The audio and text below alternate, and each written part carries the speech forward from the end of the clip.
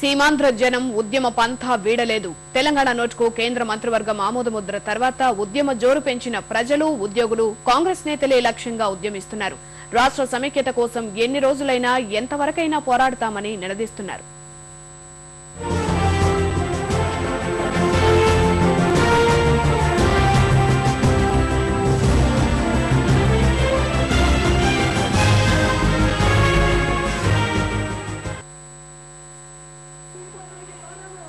విభజనకు వ్యతిరేకంగా సీమాంధ్రలో ఆగ్రహ జ్వాలలు ఇంకా చల్లారలేదు. శ్రీకాకుళంలో విద్యుత్ ఉద్యోగుల సమ్మెపై జిల్లా అధికారులతో ప్రభుత్వ ప్రధాన కార్యదర్శి నిర్వహిస్తున్న వీడియో కాన్ఫరెన్స్ ను ఏపీఎన్జీఓలు అడ్డుకున్నారు. విశాఖ ఎమ్మెల్యే పంచకర్ల రమేష్ బాబు కాంగ్రెస్ పార్టీ సభ్యత్వానికి రాజీనామా చేయాలంటూ వైకాపా శ్రేణులు ఆయన ఇంటిని ముట్టడించాయి. ఆంధ్ర విశ్వవిద్యాలయంలో తెలంగాణ నోట్కు వ్యతిరేకంగా విద్యార్థులు ఆమరణ నిరాహార దీక్ష కొనసాగిస్తుండగా విద్యార్థి ఐకాస నేతలు నగరంలో జాతీయ జెండాతో భారీ ర్యాలీ తీశారు.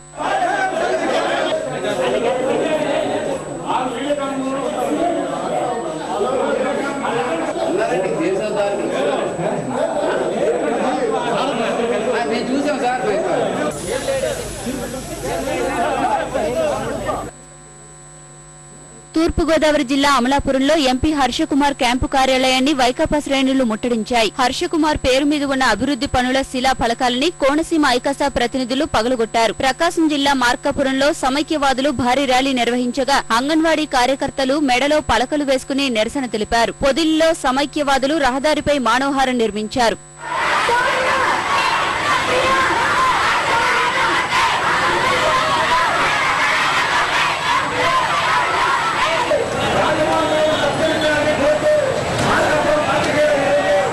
రాయలసీమలోనూ విభజన వ్యతిరేక నిరసనలు మిన్నంటుతున్నాయి. చిత్తూరు పురపాలక కార్యాలయం ఎదుట మహిళా సంఘాలు దీక్షలు కొనసాగిస్తుండగా కళాకారులు సమైక్యతను కాంక్షిస్తూ చెక్క భజనలు చేశారు. తిరుపతి ఎస్వీయూలో విద్యార్థులు స్థానిక ఎంపీ చిత్రపటంతో శవయాత్ర నిర్వహించారు. బీసీ సంఘాలు ఎన్టీఆర్ కూడలిలో సోనియాగాంధీ బ్యానర్లు చించేసి నిరసన తెలిపాయి. తొట్టంబేడు మండలం కలీపుడి వద్ద చెన్నై వెళ్లే తెలుగుగంగ కాల్వగేట్లను రైతులు మూసేయడం పోలీసులతో వాగ్వాదానికి దారితీసింది. కడపలో ఉద్యోగులు కాగడాల ప్రదర్శన చేయగా కర్నూలు జిల్లా నందవరంలో 1000 మంది సమైక్యవాదులు 12 కిలోమీటర్ల మేర పాదయాత్ర చేశారు.